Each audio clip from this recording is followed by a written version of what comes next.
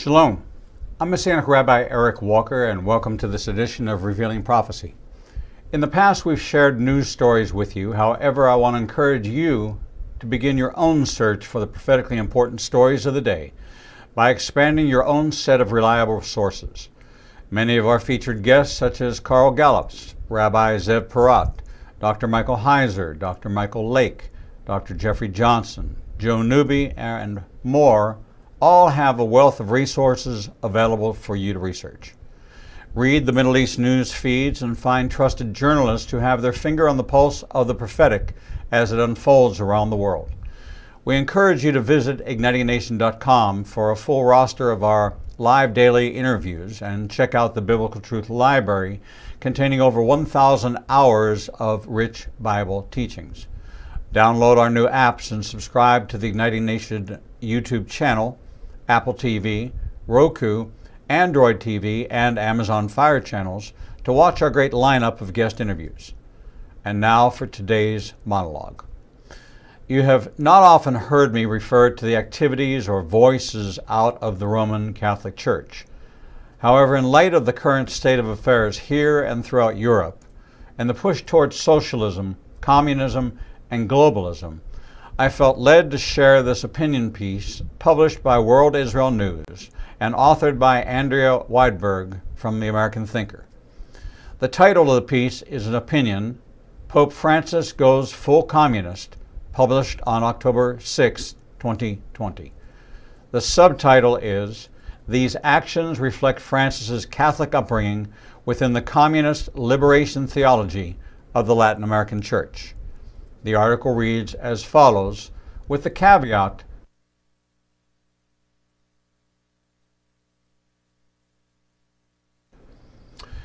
an encyclopedia published on an encyclical published on Sunday, Pope Francis announced that he'd had an epiphany thanks to the Wuhan virus. It's time to ditch capitalism.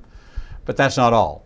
He believes, too, that in a time of a serious infectious disease, we should focus even harder on open borders. And he blithely upended almost 2 millennia of church doctrine by doing away with St. Augustine's just war theory. These actions reflect Francis's Catholic upbringing within the communist liberation theology of the Latin American Church. They may also show the effects of his ongoing alliance with Chinese communists and with Muslims. Inserted into this article is a statement. Fox Business sums up the gist of Francis's communist dreams. They say, aside from the differing ways that various countries responded to the crisis, their inability to work together became quite evident. Francis wrote, anyone who thinks that the only lesson to be learned was the need to improve what we were already doing or refine existing systems and regulations is denying reality. He cited the grave loss of millions of jobs as a result of the virus as evidence of the need for politicians to listen to popular movements, unions, and marginalized groups, and to craft more just social and economic policies. The fragility of world systems in the face of the pandemic has demonstrated that not everything can be resolved by market freedom, he wrote. It is imperative to have a proactive economic policy directed at promoting an economy that favors productive diversity and business creativity and makes it possible for jobs to be created and not cut. The Pope used this encyclical to reiterate his endless push to erase borders. Much of the new encyclical repeats Francis's well-known preaching about the need to welcome and value migrants and his rejection of the nationalistic, isolationist policies of many of today's political leaders. Lastly, the Pope seeks something he calls a greater human fraternity. In doing so, he relies upon a document he composed with the Grand Imam of Egypt, Al-Azhar. The Pope is perhaps too naive to recognize that in Islam, the house of fraternity and peace, Dar al-Islam, is a world in which everyone is Islamic. Outside the Islamic world is the world of war, Dar al-Harb, and every faithful Muslim must wage jihad to achieve that peaceful, fraternal world. Or as Tacitus wrote when quoting Calgacus, a Chaldean who fought Rome's imperial reach. They, the Romans, make a desert and call it peace. Pope Francis, bathed in a historical ignorance, also concluded that there can be no just wars. It's very difficult nowadays to invoke the national criteria elaborated in earlier centuries to speak of the possibility of a just war. Francis wrote in the most controversial new element of the encyclical. Both the Chinese and the Islamists must be delighted to read those words. Hitler would have liked them too. Had Francis been in the papacy during World War II, all of Europe would have been enslaved to Germany, and all Jews, not just 6 million, would have been slaughtered. Homosexuals, gypsies, people with mental and physical disabilities, and anyone else that the Germans dehumanized would have also found their ways to the gas chamber. As with everything he's done since attaining the papal throne, Francis intends to undo all of the good work that the great John Paul II did in pursuit of human freedom and dignity. The Pope is the official voice for the over 1.2 billion Catholics in the world. At a time in our country's history, we have heard more about Catholicism in the last few months than the debate over JFK. From Nancy Pelosi to our new Supreme Court nominee, there has been a microscope on Catholicism, when in fact, religion is not allowed to be taken into consideration in these hearings. From a prophetic alignment perspective, the advancement of globalism and socialism feed into a centralized one-world government in which you are not free to exercise the personal rights afforded to you and us under a democracy and an independent sovereign nation. This battle for singular control of the world is a Luciferian uprising being funded by billionaires with no regard for the damage done by China in the premeditated release of the COVID-19 virus. In fact, China has been and is on the path to become the leading world power. We all know the state of Christian persecution there, but it goes much further. It is unclear what role China will play in the end-time wars, but it is certain that they will be there to control currency and fuel the rebellion against the sovereignty of God. We are in the very battle for our existence, and what we are facing is reaching a critical mass. Should a left-leaning leadership be seated in January, America will have taken its first official step towards globalism and socialism. One of the most powerful interviews I've ever hosted was yesterday with Dr. Cesar Vidal.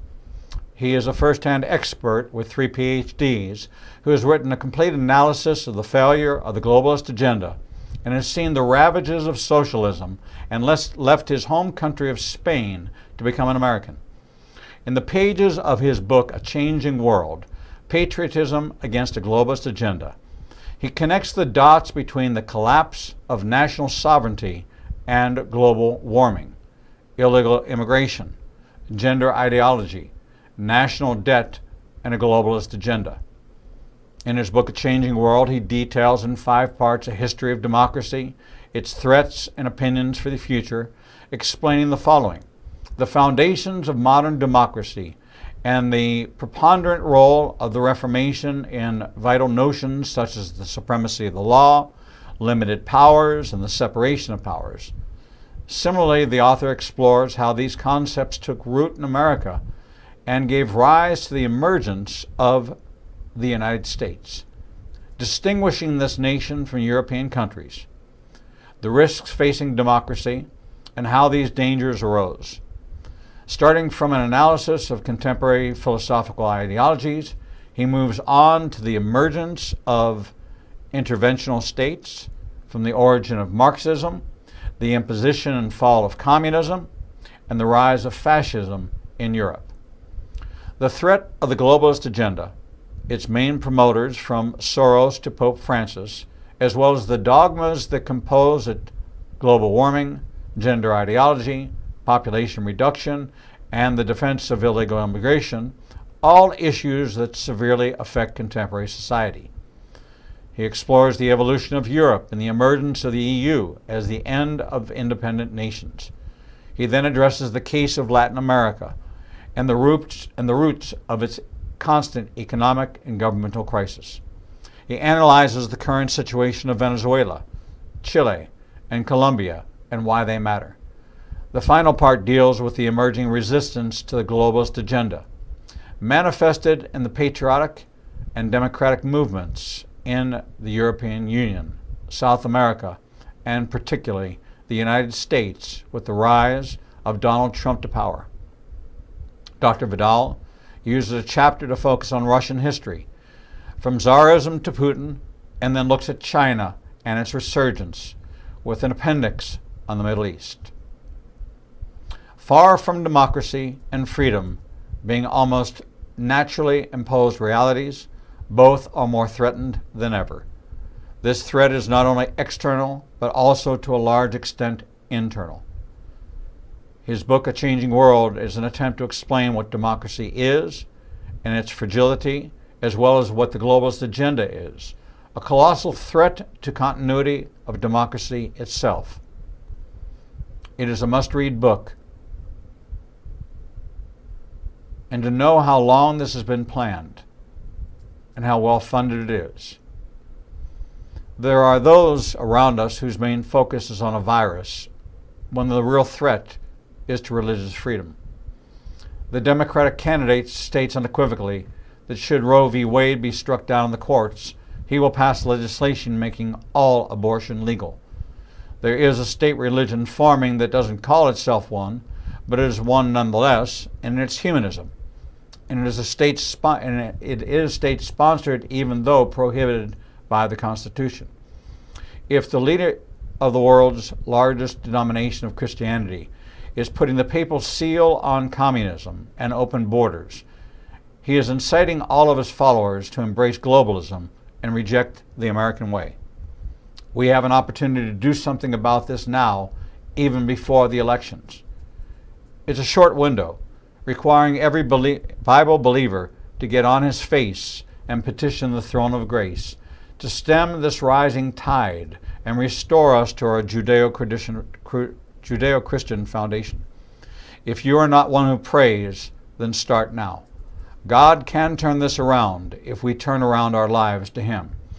But without the body rising up in prayer and intercession, there is a foul, deceptive wind blowing, and the evil we know that is behind it will finally have its seat at the table. This is a today problem and requires a today response. My knees will hurt from kneeling as I walk into that voting booth. Will yours? And that, my friends, is this week's edition of Revealing Prophecy. This program, along with Revealing the Bible, are added to the Biblical Truth Library. Visit ignitingnation.com and check out the Biblical Truth Library and our guest lineup of daily broadcast of Revealing the Truth. Follow us online through Facebook, Twitter, Instagram, and subscribe to our YouTube channel, where you can catch up on over 1,800 interviews and never miss out on any of our great guests. Your comments and questions are always welcome, and you can use the contact form found on ignitingnation.com. Don't forget our regular live broadcasts are Monday through Friday from 10 a.m. to 1 p.m. Central Time. You can now watch a second channel on ignitingnation.com/live to watch a 24-hour-a-day, 7-day-a-week feed of some of our featured guests. Until we see you right back here for the next edition of Revealing the Truth, we thank you for watching and bless you with Shalom.